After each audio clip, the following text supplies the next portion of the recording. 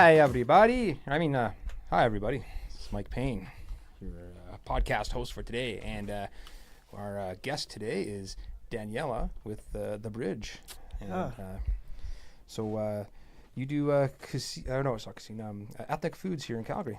Yeah, so we basically launched a platform for people to find ethnic food. So we're kind of unique where we've kind of joined together DoorDash and HelloFresh to create a unique opportunity for people to kind of order food in bulk, pre-made. Okay. Yeah. You said HelloFresh? Yeah, like HelloFresh, where it's like, it's kind of, the more I look into researching, my company, and like, how did this business become so big where you're basically, they deliver you the ingredients and give you a recipe and then you make it. But we're literally just making the food for you, where all you have to do is heat it up and enjoy it. So it's the best way I can kind of explain it, is that joining of both those two ideas. Launched March 1st. March 1st this year? Yeah. Oh, wow. Okay. Yeah, we're young. Well, congratulations on that. You. Operating a business is not easy. Getting started is not easy, but there's two things that I think we all need. That's one, a good product, and two, we got to get our name out there. That's the they say you can have the best product in the world, but if nobody knows about it, So I'd really love to try some of these packages, meal packages that you're talking about here. So are you? So would you say you got you're in the alpha phase right now? You got your I's and T's crossed and all that?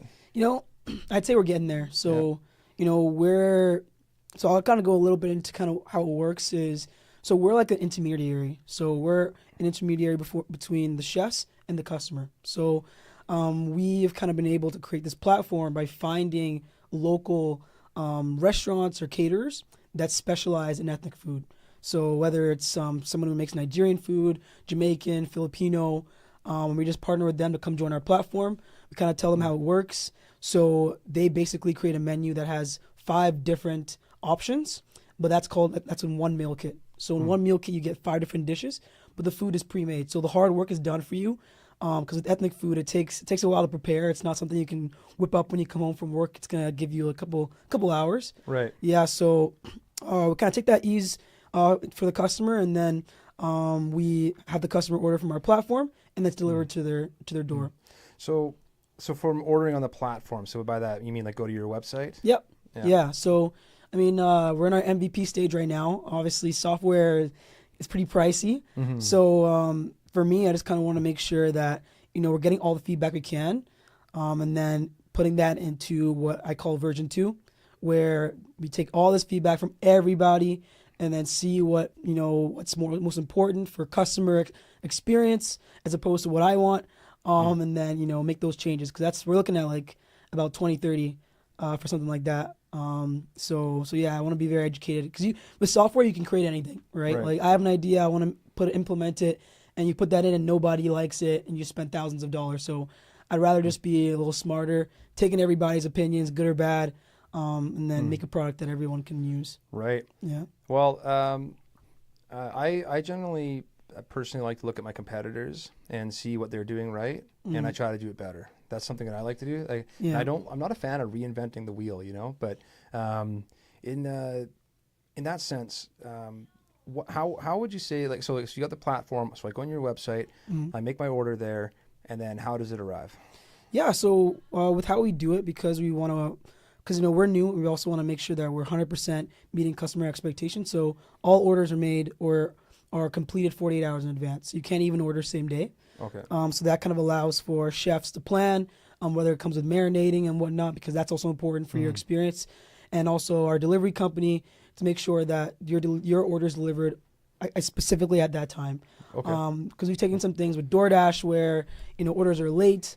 People don't like that, where drivers are lost and things like that. So it gives our delivery company time to know, okay, this is where it's going. This is when I got to pick it up. So that structure is for sure. So you basically go on the website, you pick the day and the time, and our delivery company usually shows up literally either right on time, maybe like it's like a range, right, on the platform, but yeah, they are never late. Right. Yeah. I think that the the drones are going to change things. You know, in that sense, I think drone delivery is coming, but I can never expect anything to show up exactly on time when you have traffic and RX and things like that. Yeah, So, I mean that's why that's why we have a range, right? Like so, you know, because I didn't for us too. Like you're spending a lot. It's like our platform is depending on the portions about $90 to $100. So you know we don't want to leave that food outside. So we tell our customers, you know, you have to be home or someone needs to be home to pick it up because, especially when winter comes around, that's gonna be annoying, right? You pay all this money and it's left outside, you know. But that's not on us because we let you know. But we also make sure that also drivers are communicating with the customers. Maybe they stepped out for food or whatever, and they'll wait and make sure it's handed to them. So right. Yeah. Okay. Well, so now when it's handed to the person, we say handoff, everything goes right, which it usually will, I'm sure. So how does the package look? Like what would it look like unpacking this? Yeah, I mean it depends on the cuisine, right? So Nigerian food sometimes it's rice dishes and soups. So we tell all our vendors you're not going to receive your food in takeout containers, or if they are in takeout containers, there's instructions to transfer them to your own Tupperware.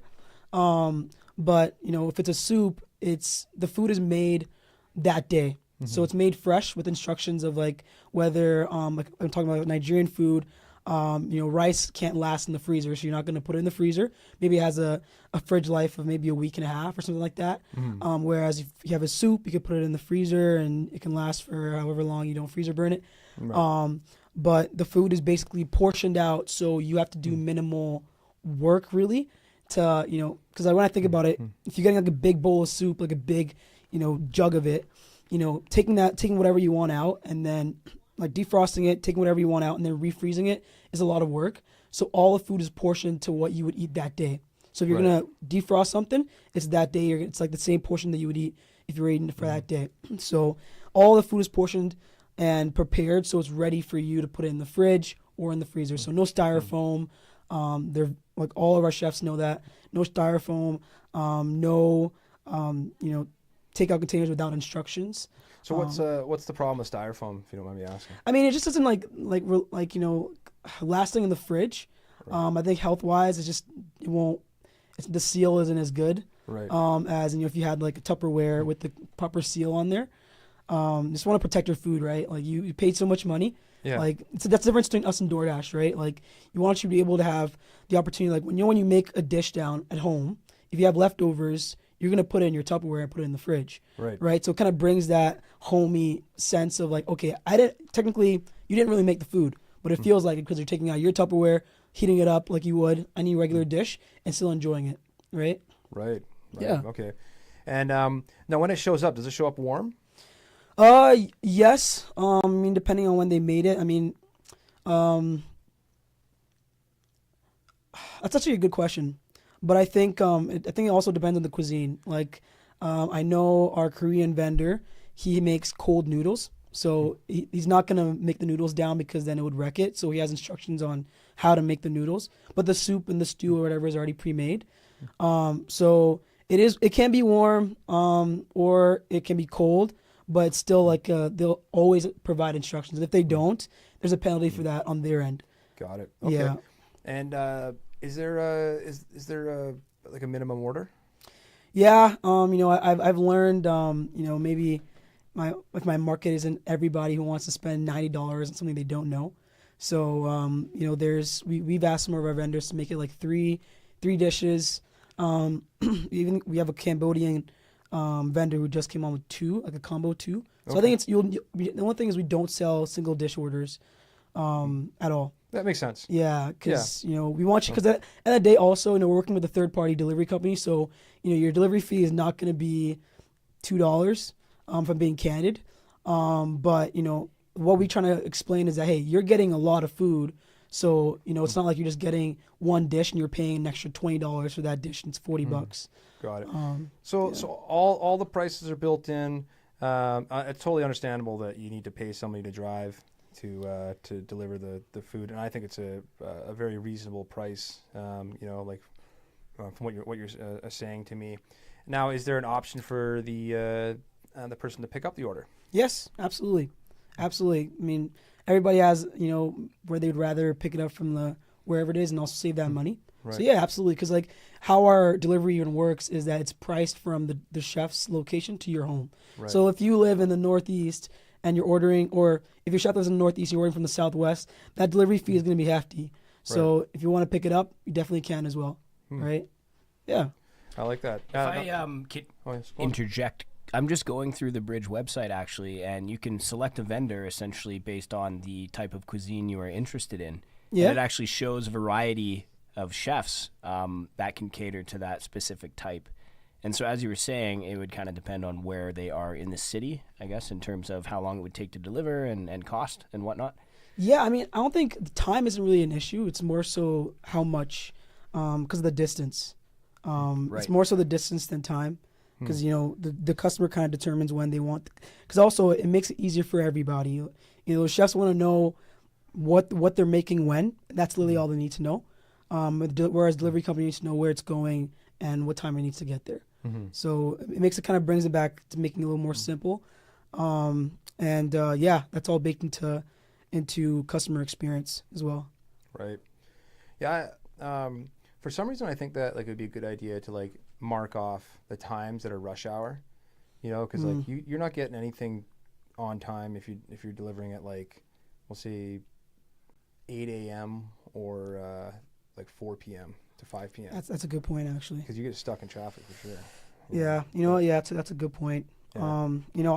Funny enough, I thought to myself, trying to negate this is having the food picked up an hour before the customer is expecting it. So on our platform, I think we have like 12, it's like an hour increments. So if an order is to be delivered by 12, the driver's picking up at 11. So it creates a little bit, or 11:15. So it creates a little bit of a buffer. So we're still meeting customer expectation.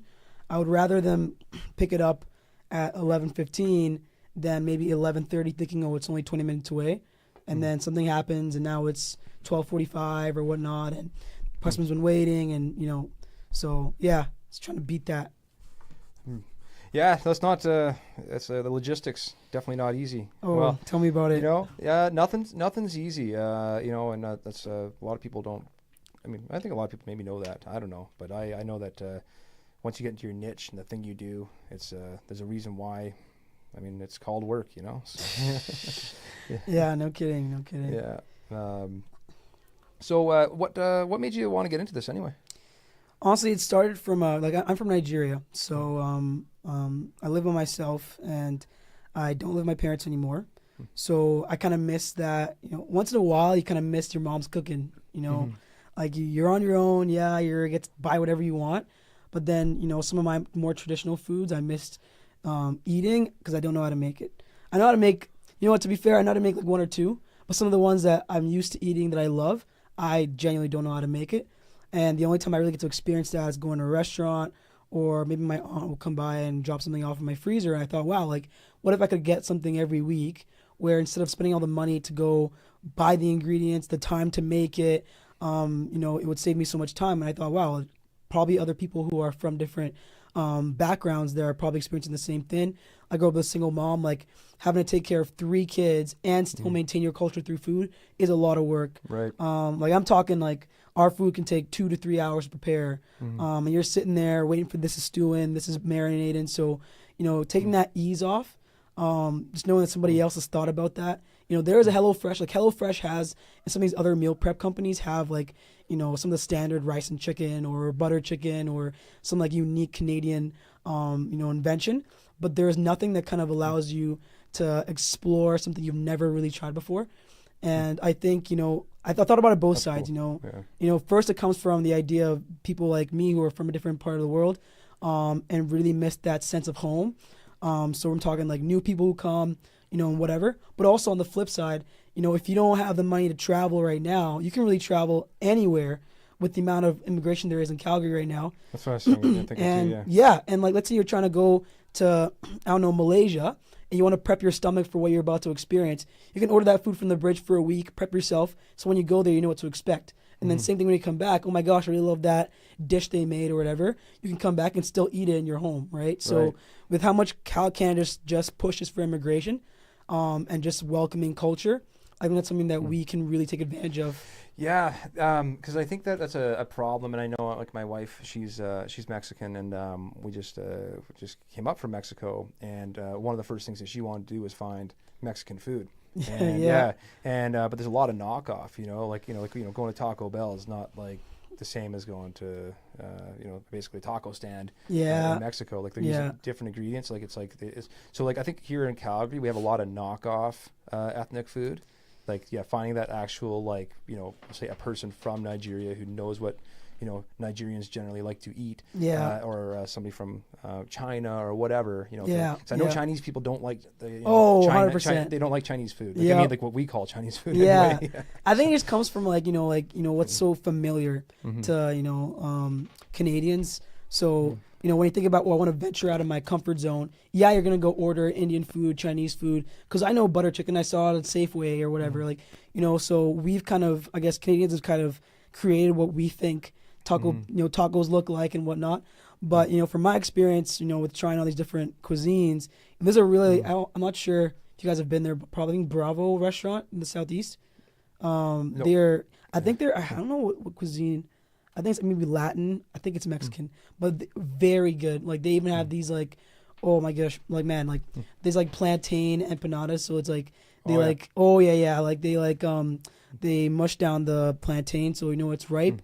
And then they put like a filling in there, like beef or chicken, and then they fry it. Nice. Okay. Oh, it's fire, man. It's so good. Well, I found sometimes like the actual ingredients are hard to get, like to make proper, ethnic foods. Because like I know that when I was in Mexico, I noticed that the avocados are way different.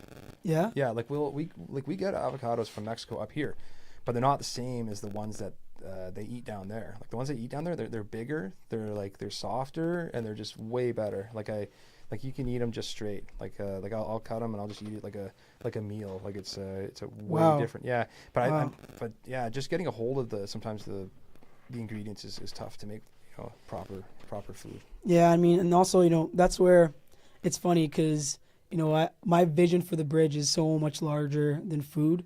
These are also things you got to think about as well as maybe this person really loves the way they make it, and they just need to know where to find those ingredients. So, a couple months down the line, depending on if we hit our metrics, we're already found a couple ethnic stores looking to partner with us, invite them to the platform as well, so people can actually order these ingredients straight to their home. You don't have to kind of drive around Calgary. Because I'm also, if you think about it, a lot of these ethnic stores are also in the Northeast. Like, cause the ethnic population Northeast is insane. Like, you can't walk like one block without finding another restaurant or something.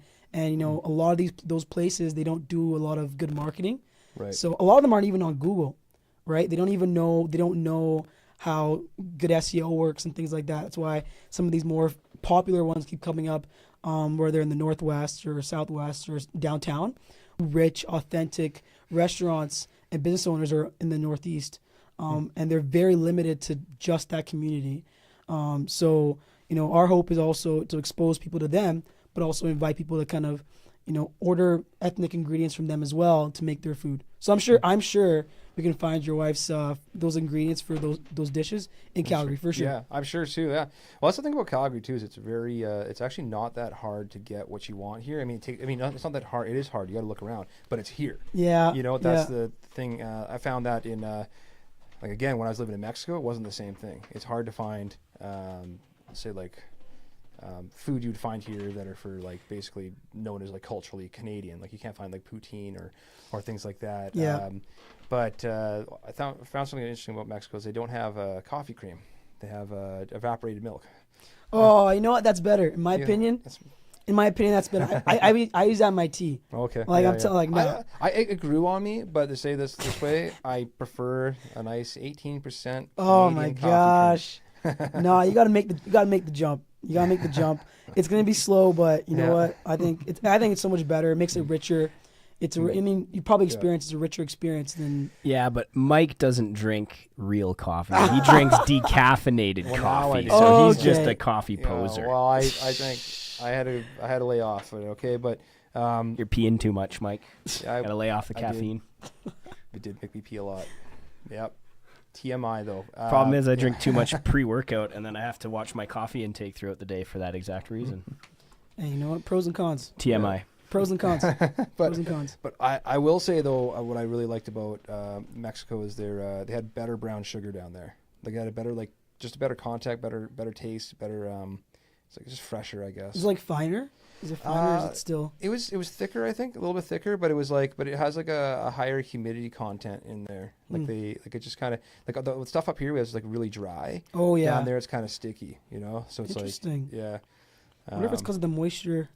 Probably something like that. I don't know, but it's also fresher down there. Like we don't have the cane sugar up here, so it takes a long time for it to get up here. No, that's fair. That's fair. Yeah, but okay. Well, that's really interesting. So you know, you got your vision. You have bigger goals for this. Oh yeah, like you know, I think the biggest thing right now is food. Like that's everybody eats it every day. Everyone has that. What do I make for dinner tomorrow? Type of thing. And you know, I think interestingly enough, this is something that I think it's a new concept. To be honest, even the way our site works. When you talked about competitors, like you know, we are introducing right now with our MVP where you literally pick the vendor that you want to order from, but you know what dish they're making. So, or I guess you get to kind of travel a little bit more. You know, with the way DoorDash and HelloFresh work, you're more so searching for the dish, and then that kind of connects you to the restaurant, in a sense, in some ways. But with us, you know, we're kind of allowing you knowing that even from using DoorDash, you're spending more money per order. So we kind of want to make it more cost efficient. You know, I've heard, I did a lot of, when I was doing my market research, you know, even people with families, whether you're living alone or you want to buy food for, a relative, how do I make it easier for them? HelloFresh makes you make it. DoorDash is too expensive. Where can you kind of create something where, you're able to kind of keep using it like you would your everyday life. Mm-hmm. But the transition for us, and I think where we're still trying to figure it out, is how do we transition people from, I'm going to try and make this, then let me order and try something new. So I think that jump of just like, I'm not familiar with it. I think for you, have you ever tried Nigerian food before? I don't think I have. Yeah. So I feel like if you're to see something on our website and see like a meal kit for like $90 and be like, yeah, no, you know what I mean? So that's why even we're doing farmers markets to get people, comfortable getting some samples out there. But I think, in the grand scheme of things, as we hopefully get more popular, we have so many different ideas of getting into spaces. Right, in a couple weeks, I'm not sure if you're familiar with Healthy Hunger. No. Not, yeah. So I know when I was in elementary and junior high, when Domino's or Subway was coming into school, they'd give you a form and then your parents would give you the money to give to the school. So now it's all online. So basically, parents can pick what they want their kids to eat, whether it's Tim Hortons, Subway, whatever, once a week. So we're trying to get on that platform where we can kind of offer kids ethnic options as opposed to Subway and pizza. Because I got an opportunity to speak with the trustee of the Catholic School District, and she was talking about how in their board meetings they're recognizing a rise in their ethnic population and how there's been a lot of requests for ethnic options. Right. So even getting in that space, I think would be big. Having kids feel like maybe my food isn't so different than everybody else's. Right. You really only see it at home. You go to school, everybody's eating pizza. Everybody knows what Subway is and sandwiches and whatnot. But kind of bringing your culture to the classroom or to that common area, I think would be pretty sick. I think so too. Yeah, and I think an edge that you have is you're local. Yeah. For me, I'm like, okay, do I want to give this money to a big corporation with no face, or do I want to give it to Danny who lives here in Calgary and has a more finger on the pulse than some fat cat corporate person, which eventually but maybe we'll all end up be there. I guess there's one way to get there, but what makes us a little bit different is that my goal is really to find, even the way our site's structured is, a lot of our vendors are the ones that are just starting their food business, and when you're doing that, part of it is exposure, but also there's a lot of costs that are associated with making food. Like, we have so many guidelines, as we should. Obviously, Yep. you're selling to the public, but like selling out of an AHS-approved kitchen, making sure that you have your food certificate, your business license. So those guys have a lot more costs when it comes to fulfilling orders. So we kind of want to do all that marketing for them. So we do free marketing for them, free advertising. We do a free photo shoot for them. And all we do is we take a percentage of every transaction, and it's a fraction of whatever we need to just keep this site going. Well, yeah. So yes, at the end of the day, we want to create a marketplace. So we're not kind of restricted to 10 Nigerian chefs or 5 Venezuelan chefs. We can have like maybe 50, but at the end of the day, what's going to make one person different from the other is their food. So kind of let their food speak for itself. If this person makes if this one person thinks this chef makes the best empanadas in Calgary, that same person might think a different chef makes the best, I don't know, like other tacos or whatever in Calgary, So that was my next question actually was, so it's by sounds of it, there's no limit to how many, we'll say, chefs of a specific food that you can have. No vendors yet. Yeah. No limit on the vendors for sure. I think even right now as we're so young, I don't see a reason to. At the end of the day, we want to bring them the business. And we vet each one. It's not like we find one. Someone says I can make Cambodian food. I'm like, okay, yeah, join the platform. No. We take them all through a process. They fill out all the stuff we need. You're cooking out of HS Brew Kitchen, whatnot. But then we take them through our media event where we kind of invite influencers to come, but also members of that cuisine, whether maybe it's a club, student club at UFC or an association or whatever in Calgary, and we have them come and invite them to engage, eat the food as well. So it's not just someone who found the recipe online and wants to make it, but someone who can actually vet it and be like, yeah, this does remind me of home. I definitely would order from them and whatnot, and then we move on in the process. So okay, I might be making you repeat yourself here, but yeah, no worries. I was thinking, so if I'm coming in there and I say I want some Latino food, and do I get to see what would I see? Would I see the chefs individually and be like, oh, okay, so do I have to kind of sift through them and pick the one I want? Yeah, I mean, so how it is on the site right now, you go to the order page, scroll down, and then we have what we call select a vendor. So we have a filter on the different cuisines, and you click on one, and then it will show all our vendors for that cuisine. Okay. But what we're trying to do with our social media is kind of expose the menus that they have, so we can have an idea of what's on their menu. But also, we also invite, we have different events for these vendors to get their names out there. Okay. So whether it's like a farmer's market, whether it's, I think I think it's a Black Inclusion Market or something at the end of the month. We're going to a wedding expo in September. We're having a showing at the International Students presentation at Mount Royal. So little things like that to get people to try their food. So when they go on the platform, they say, okay, I ordered from this person. I know what that they made. I can taste it. I tasted it. And then they're more familiar with that chef. And then maybe they're, okay, I want to try someone else's food.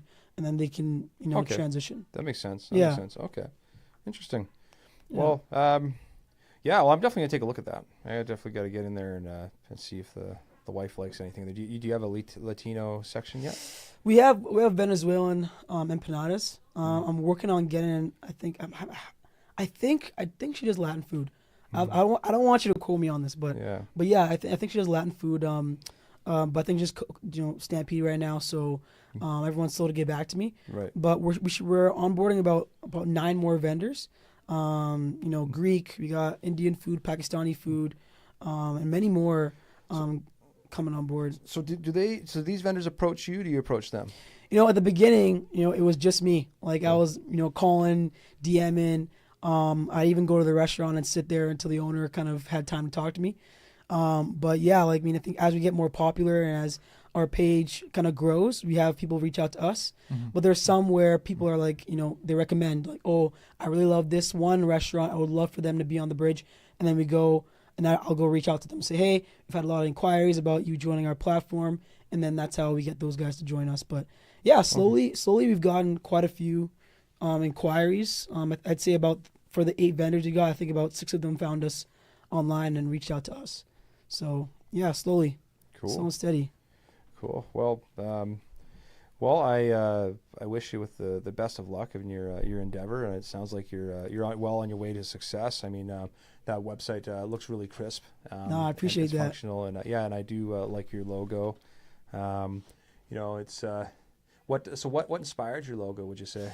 That's funny. I don't know. That's a really good question, actually. I was playing around with some sites, and I saw a couple different variations, but I didn't want to pick something that kind of restricted us to just food. Because like I said, like I see my vision as, I say like being so much bigger. And I didn't want, if we wanted to drench into something else, for us to be restricted to one certain, symbol or something like that, where we have to kind of restructure. So I felt this has kind of allowed us to kind of have a little bit more growth as we grew, give us a little bit more capacity. But yeah, I think yellow is like inviting. It's like a calming color. It's nothing too dark. We kind of play around too much with black and gold, but I think it's because of me. I'm a huge fan of black, and we're in black right now. But yeah, I think white and gold is a little more bright and inviting. So yeah. Well, interesting. Well, I know I had somebody develop our logo, so that's a guy right here. Somebody made it for me, and I was like, yeah, I like that, but I had to start making things up. So someone's like, oh, what does the gear mean, or the cog? And I just think, oh, we're just another gear in Calgary's machine, like just make it work, eh? Yeah, just make something up. Yeah, I don't know. It was actually our last logo was hurting. We went through the first one that we had. It was like this green kind of mess. And it gives like a landscaping vibe. Kind of, yeah, right? Yeah, like I wouldn't think roofing. It was just kind of like a bland green, but they found that the orange popped, and so we kind of ran with it. But, Danny, what would you say? Just outside of the realm of meal prep and ethnic foods, what do you like to do outside of business? Yeah, I mean, it's funny. I'm trying to figure that out myself too. I know I work during the day, and then this doesn't really feel like work. So, I'm trying to get myself back to that social side. But huge fan of poetry. I like listening to poetry. I love going to church, being in my community, and I'm funny enough. I like listening to debates. Debates. Yeah, I think it's just funny to kind of, or not even funny, but kind of can improve your knowledge of things as you kind of hear differing arguments, kind of understanding, even from a Christian perspective, like why I believe what I believe. Just kind of seeing how I can grow that way. Awesome. Yeah. Yeah. So you listen to like Christian debates? Yeah. I'd say a mix. So I'd say Christian debates. So apologists versus atheists type things. Creation versus evolution. Yeah, creation versus evolution, and like, because I feel like if I was ever put in those situations, like I want to be able to defend my faith. Sure. Because I mean, to an extent, it makes sense to me, but then if if someone else is brought up a different way, it's different to them. So I want to be able to kind of not feel like I can shrink down those moments, but say, hey, this is why I believe what I believe. So I like listening to stuff like that, and cool. Yeah, huge fan of podcasts. So look forward to listening to this one later. Right, absolutely. Well, I was happy to bring you on. I know you were pretty much. I think you were a little bit hesitant at first, weren't you? Yeah. I was like, I don't know if we're able to have anything to talk about. I don't know anything about roofing. I know we're talking about food, and maybe when they're done working, they're thinking about food. I don't know. I was like, well, we'll see. I threw my cast out there, and I was like, well, we'll see if he reels me in, but we'll see. But I was excited. Well, I'm looking forward to putting together some helpful materials for you and any business owner that wants to come on. We'll just let you know it's not just a podcast. We do a little bit of search engine optimization for you, and we're going to basically just give you stuff you can use on your social media again and again, just like real assets to your company. Yeah. I highly suggest that if you don't have it, have a Google Drive and make a specific company profile. Keep all your media. You never want to throw away any pictures, any videos, nothing, because you can always go back in and remix stuff. So I can give you a short, but your short's 30 seconds, but maybe you really like 10 seconds of that. Yeah. And then you get another one. It's like 10 seconds over here, and then you can split it all together and make a cool a cool video later on. That's true. But Danny, thank you so much for coming on. Really, it was really Thanks for having enjoyable. me. And now for we're going to try to get our podcast going every Thursday, 3 p.m. Just remember that we can spin that wheel. You can always come in and try to win a prize. We got the free Some big stuff on there. Yeah, I got some good stuff. You can win up to $500. We got a 7-piece Japanese Senken knife set. Those up for things are grabs. expensive, so tune in. You know. Holy, Yeah. I was shocked when you was writing that on there. I was like, yo, I might have to tune in myself. Yeah. Oh yeah, for sure. Well, we actually have. If you go onto our social media page right now on Facebook, you can just drop a hashtag No Pain No Gain, and you'll get a chance to win the live draws on the 31st of August. I think we have one on TikTok as well. So. Okay, what are the odds? Where are the odds, though? The odds are based on participation. So last time we had about 50 people in the draw. So That's it's like, doable. That's yeah, it's doable. doable. Yeah, the $500 cash was even better. It was only 25 or something. What? Like that. Yeah, it's like 1 out of 25. Yo, I might. You know what? I don't even know. I don't know. I might Get keep in this there, one to get in myself. there. Yeah. I might keep this one to myself. I know, Keep the odds low. It's true. Keep it a secret. That's so crazy. Wow. Yeah. No, that's sick. That's sick. Well, again, Danny, good having you. To those who tuned in, thank you for coming on. Feel free to message us anytime. And you know who to call for all your local, the local foreign, no crap. Ethnic food. Ethnic food, there we go. Okay. Ethnic For food your delivery. ethnic food, you guys know who to call. Danny from the Bridge. All right. Take it easy, guys. Bye for now.